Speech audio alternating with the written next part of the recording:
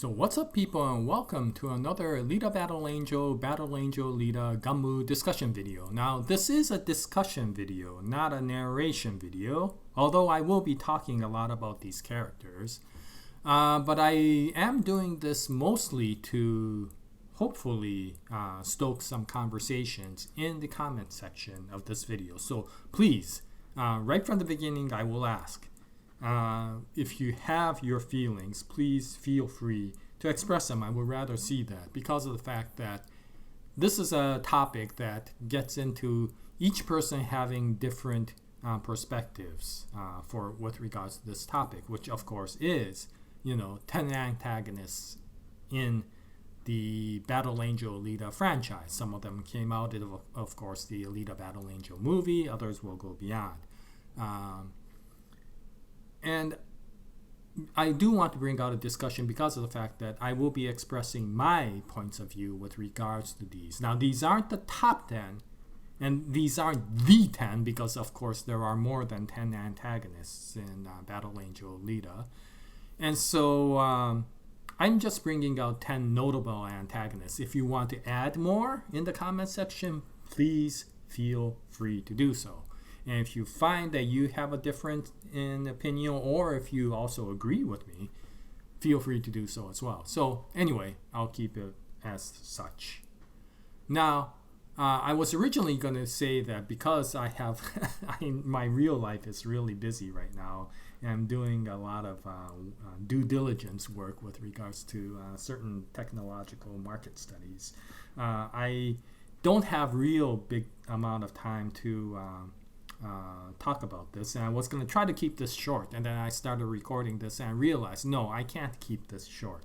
So what I'm going to do is turn it into a part 1. This will be 5 out of the 10, and it's not the 5 least notable or 5 most notable. These are just 5 who I find in random notable. Now I will keep them to the point where for this particular video all 5 of them come out in the original series. For the other one, part 2, it'll go into characters that come out in Last Order and Mars Chronicle. So for this one, even if you haven't read Last Order, even if you haven't read Mars Chronicle, so long as you've read the original series, you're fine. For people who've only watched the movie or only watched the anime or only read the first few chapters of the book that covers or the comic that covers the movie, then you may want to turn this video off if you're worried about being spoiled by some of these characters, especially character number 5. So I will warn you once again when character number 5 comes out, because that is the one character who didn't come out in the movie. Okay, so with that said, I will go into the first 5, and as always, please watch at your discretion. So number 1, the most notable antagonist out of the entire franchise, and I think I'm comfortable to say that the majority of you will probably agree, and that is Destinova. Yeah, Destinova. What can you say about Destinova to give him justice? Probably the best way that I could say is a phrase. Have you ever heard the phrase, it's a fine line between genius and insanity? Well, basically, Destinova is the personification of that phrase. He is really, really an interesting character from that point. And what is interesting about that is, of course, when we say insanity, a lot of times we think of it as a negative. Either we think of it as something that's dark, oh, that guy is insane, that's why he's killing people, or we think of it as a problem, a sickness or something that is a weakness in a person, a mental weakness. But Nova doesn't think that way, and this probably is the best way to describe Nova. He is a type of person who actually feels that insanity is just a state of mind. It's no different from being calm. It's no different from being educated. It's no different from being wise. It's no different.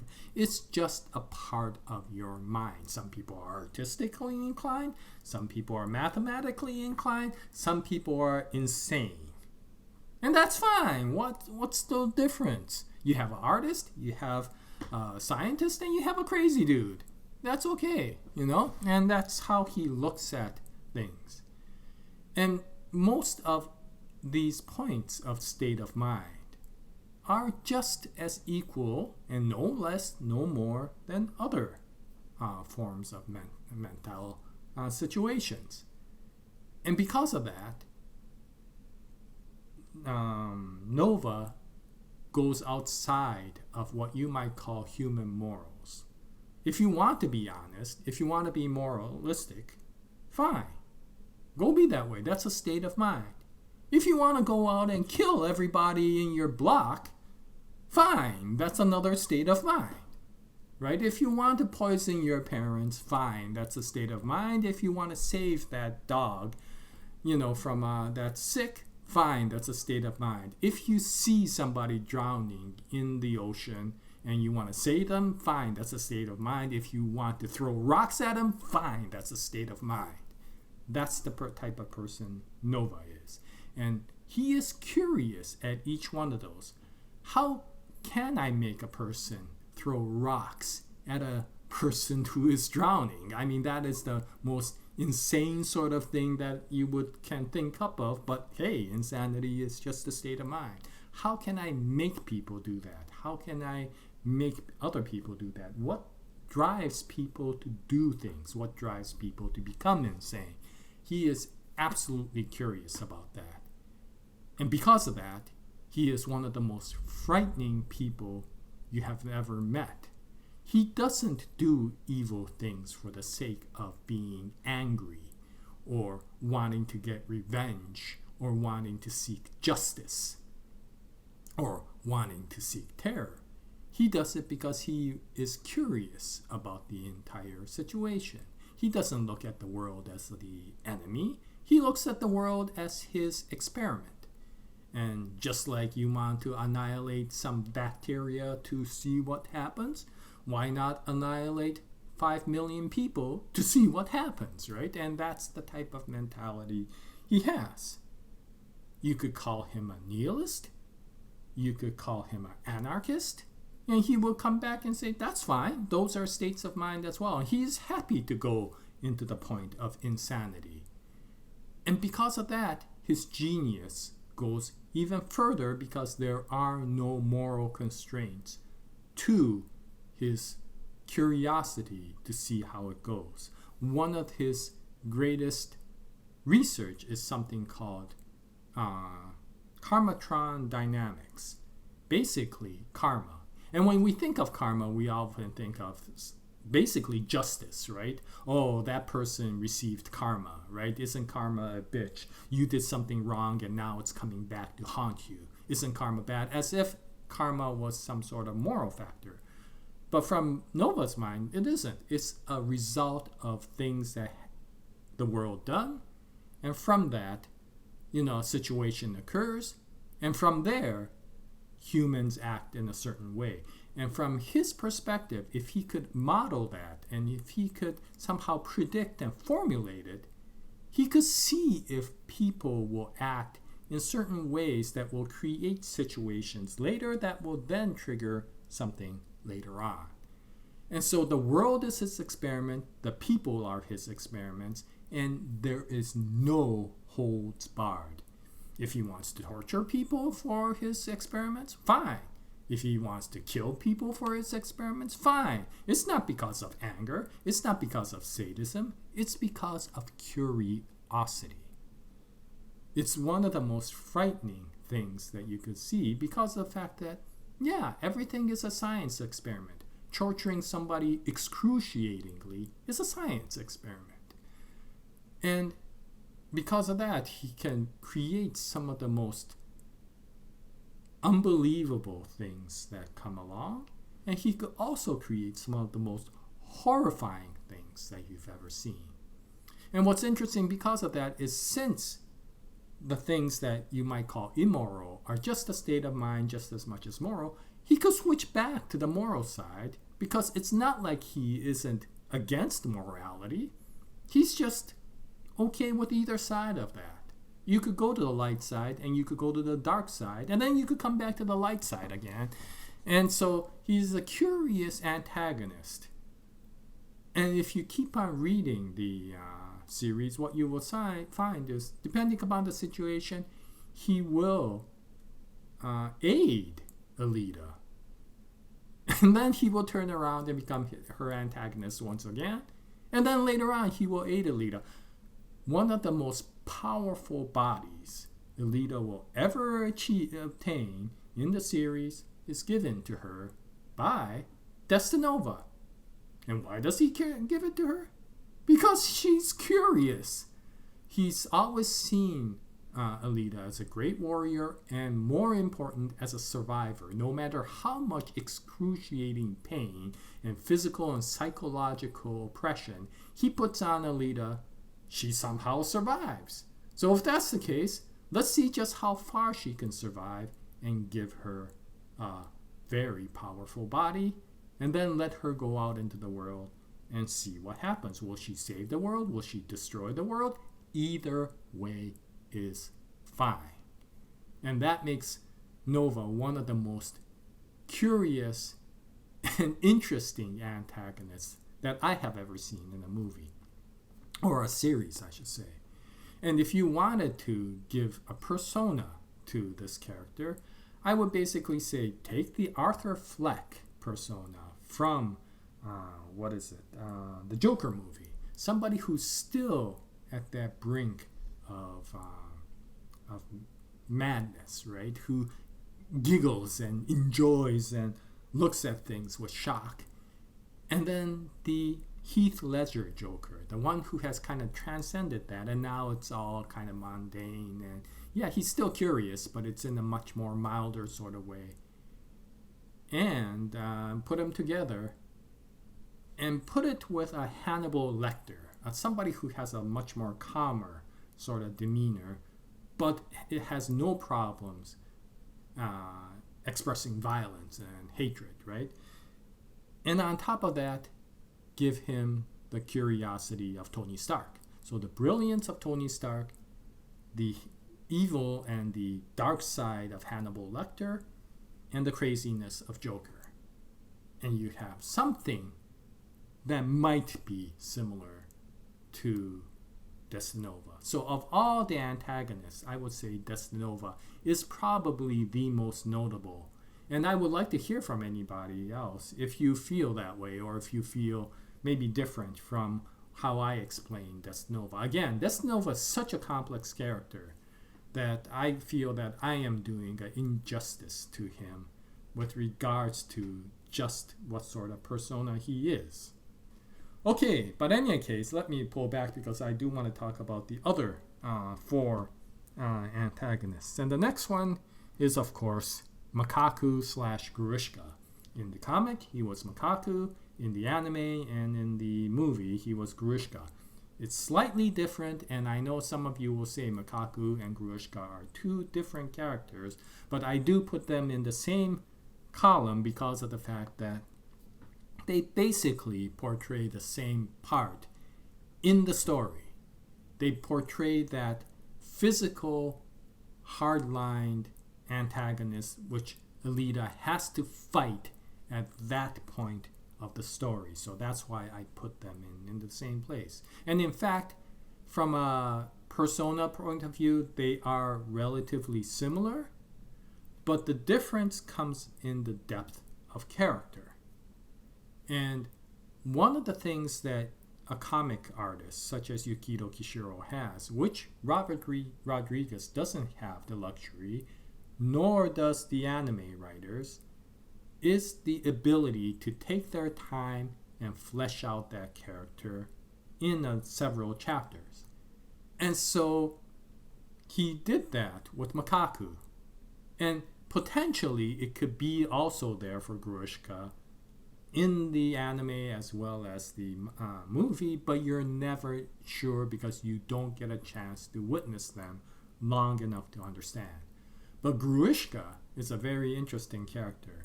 We talked about Nova and how he is a person who looks at the world and thinks of the world as his experiment. The people on there are the experiments, and just like annihilating bacteria, he would be happy to cause mass genocide to millions of people just to answer a question about, I wonder how they'll react to this. It's just that's enough of a question for him to go out and kill 5 million people, for example. If Nova was the person who did the experiments, Makaku / Gruishka was one of the experiments.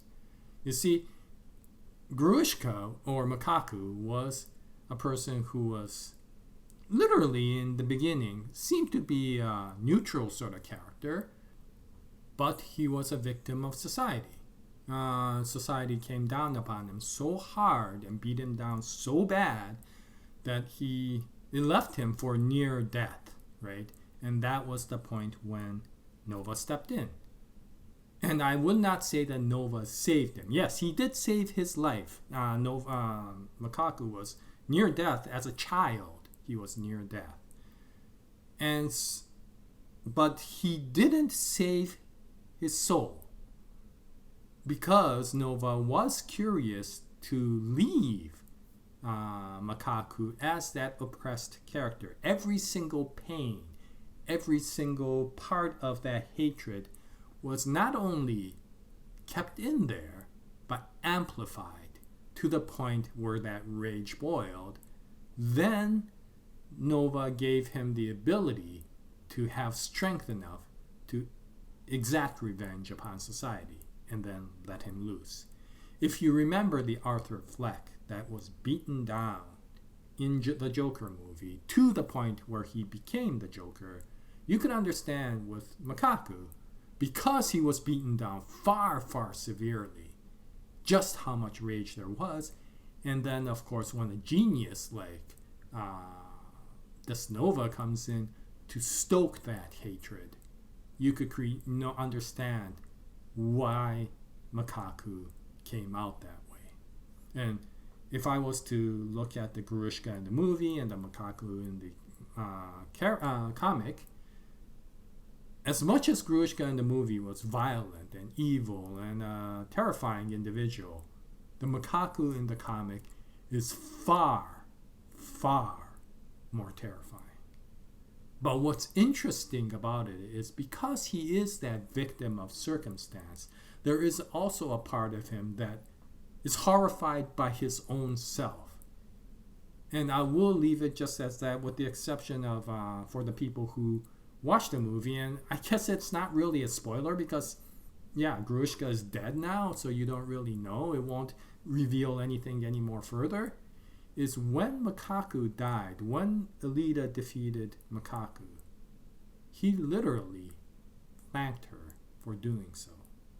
Basically, to get him out of that horrifying nightmare that life created for him. So Makaku is a very interesting individual. He is definitely an antagonist. He is definitely evil. He is definitely dark. But there is a part of him that makes you understand that that evil was somewhat created by the society which he was enacting that evil to. And my gosh, he was terrifying in the comic because there were certain things that Nova did to him to keep that pain going. And I think every comic reader knows with regards to his certain addiction to a certain chemical compound that made him do a very horrifying thing that you did not see in the movie. So if you're interested in seeing just how horrifying Gruishka was in the comic, yeah, go read the comic. Okay, so the third character is Zapan.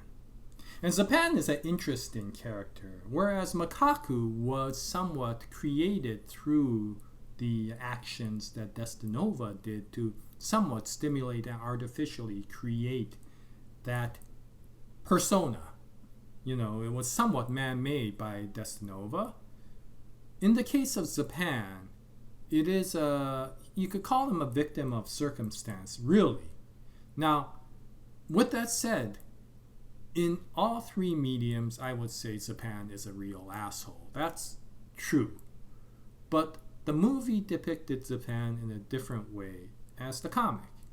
It's okay to some extent in the sense that I think the story can continue to go on the same way, even with the character in the movie.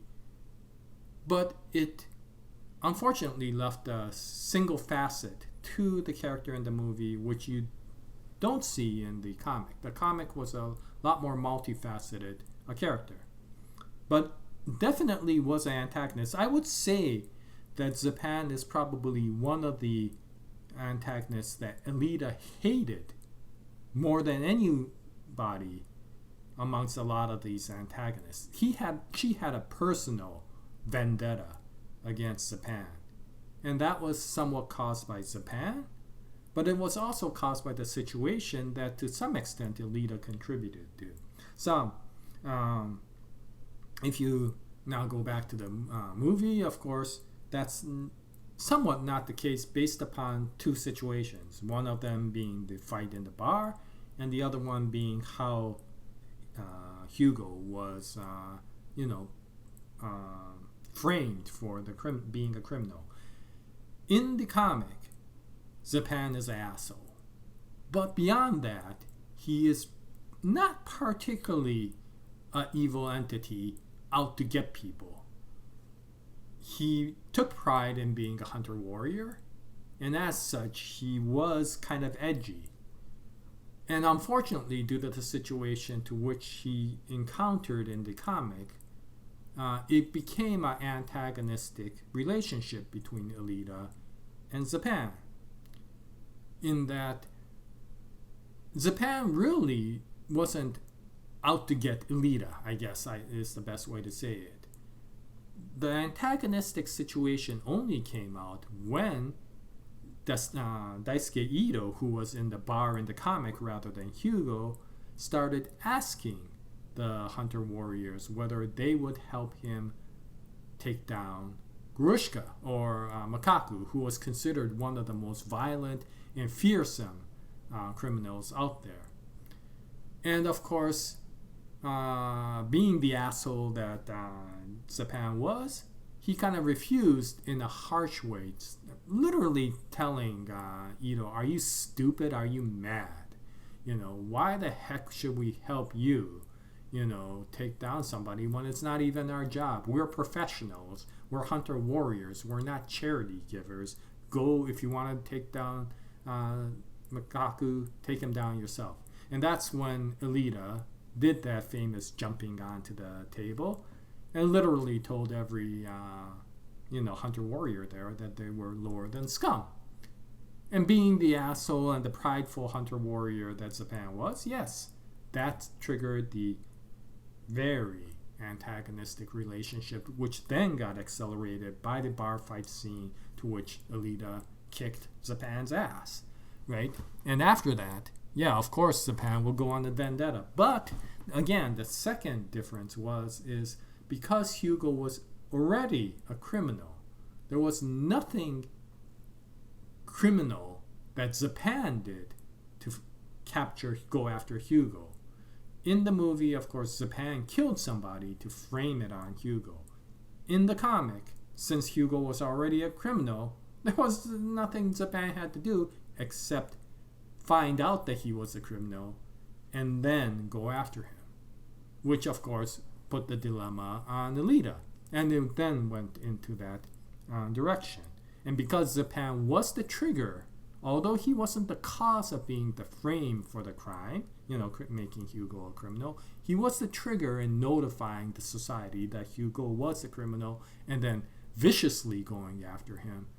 That is why Alita took it upon her, took rage out on Zapan. And I would say that at that point, you could arguably say he is an antagonist. Maybe he is not. And the best way to say it is, if you were to make a story where Zapan was the main character rather than Alita, you saw him from the background where he was kind of a tough, hard-talking person, but he did his job well. He did his hunter-warrior job well. And then he went to the bar to cool off, and everything was okay until one day some newbie young girl came and told him he's an asshole because she could be a better hunter warrior than him. And then, like a Mary Sue, kicked his butt. Then you could understand why Zapan would end up that way, and you would actually call Alita the antagonist rather than Zapan. Now, Zapan is not a good person, but you could understand that this was a antagonistic situation that was created between those two characters. And that is one thing that I will clarify. Being an antagonist, being a villain, and being evil are three separate things. They can be always equal, but they don't have to be. And this is one of those types of situations where, yeah, Zapan may be a jerk, but whether you could call him evil at this point of the game, I'm not sure.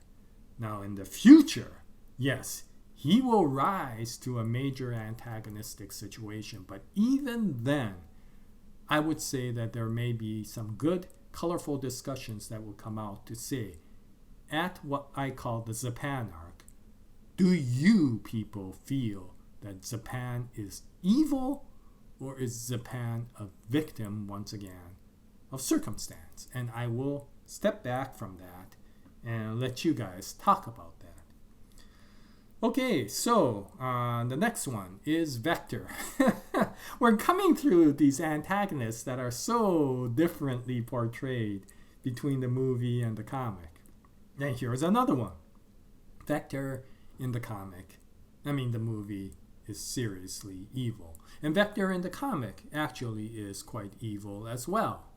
He's head of a crime organization in Iron City, and he will do anything.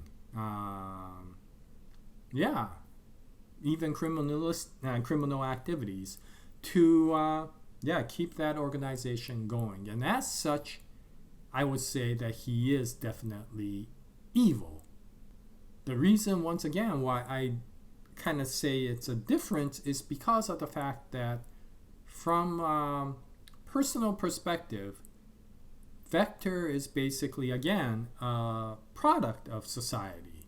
Because he was thrown into a situation of dog eat dog, he literally became a Nietzschean, if you want to, and realized that the powerful are the only ones who can survive. And to survive, he had to get that power in whatever way he did. Wasn't an issue with regards to ego. This wasn't an issue with regards to greed. This was an issue with regards to survival. And if you hear the Vector in the comic, and this one I will go slightly into Last Order, because you hear much more of Vector's philosophies in Last Order.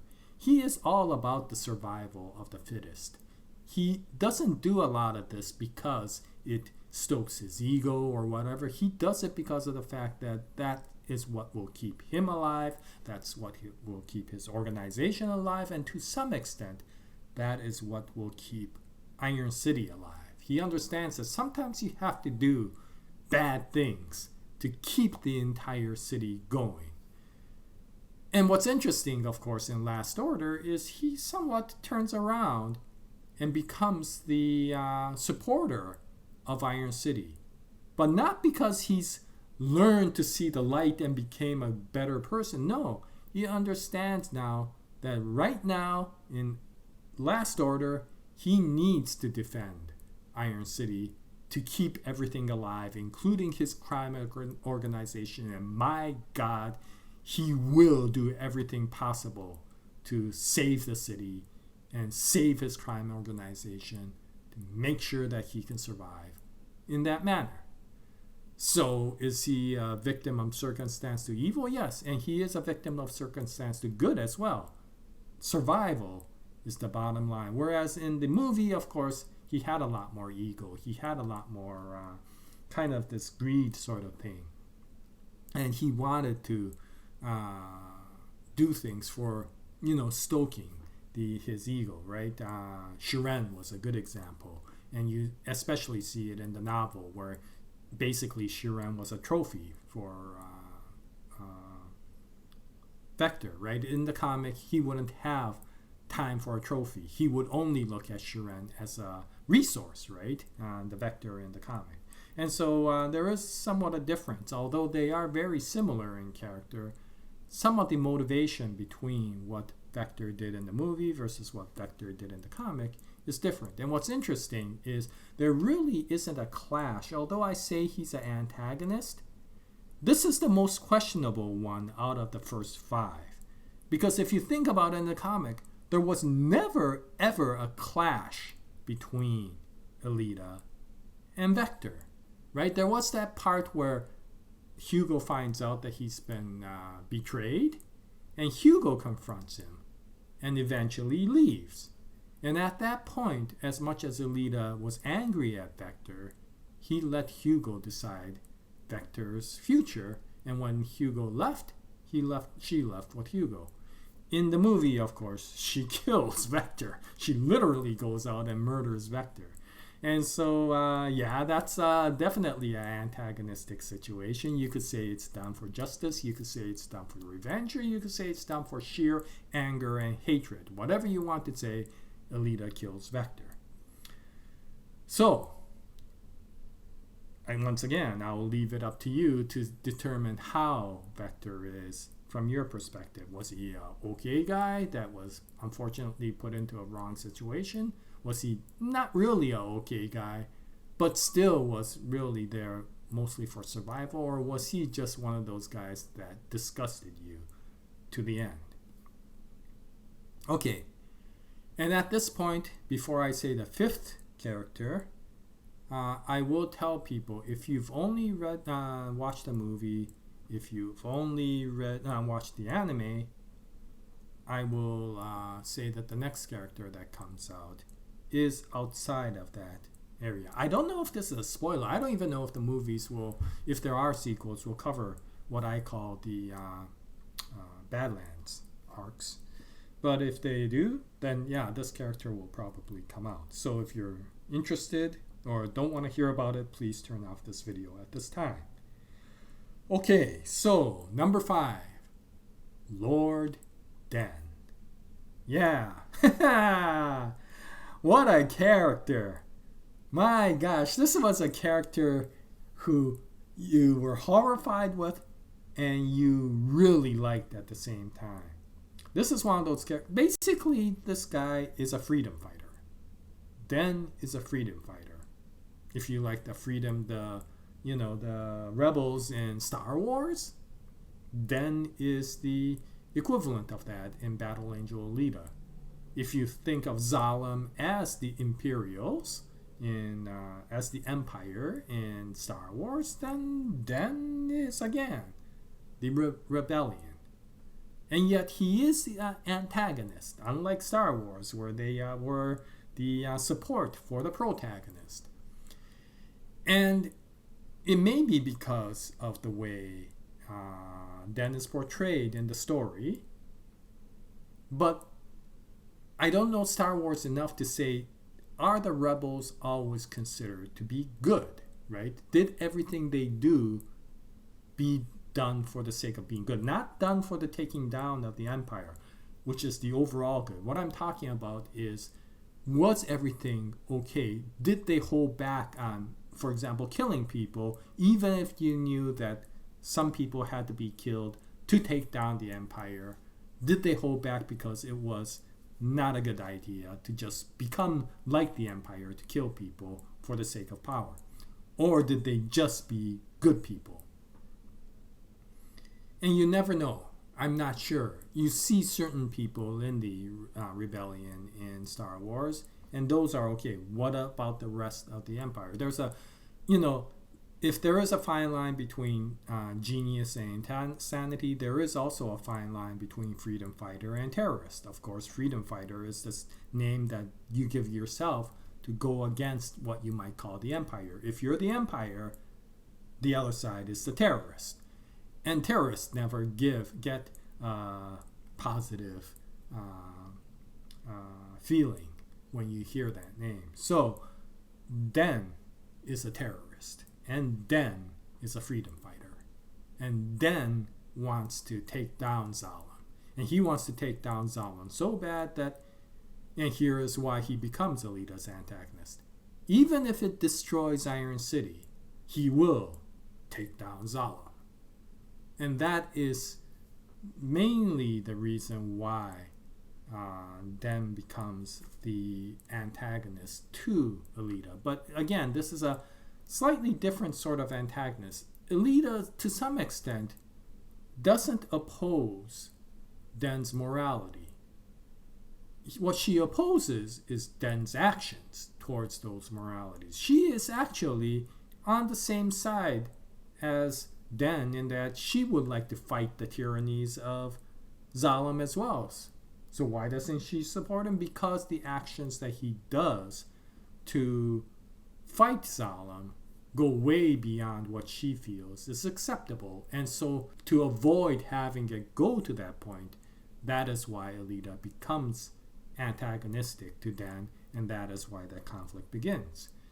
But because of that, and because he is a freedom fighter, the persona of Den is actually not a bad individual, and that's why I think a lot of readers like Den.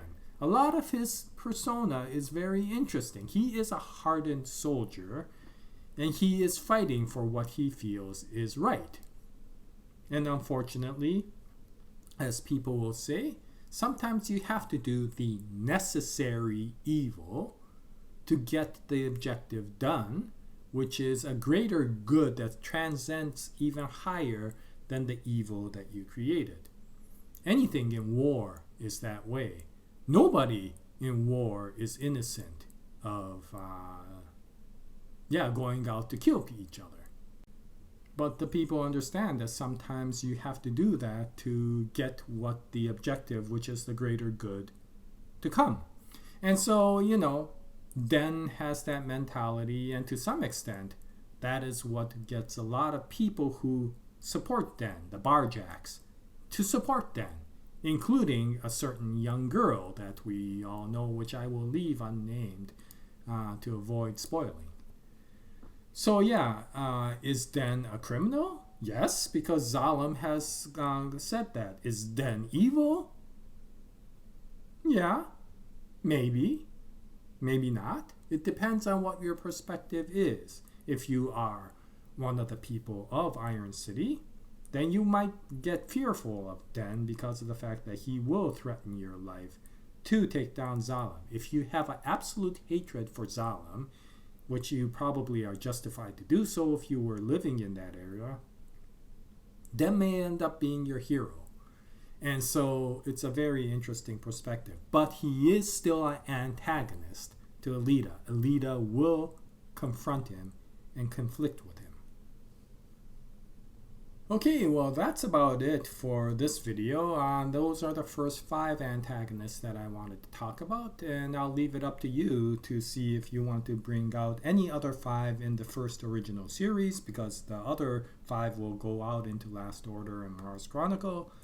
And if you have differences in opinion, or if you have your own opinion with regards to Den, Vector, Zapan, Makaku, Gruishka, or Nova.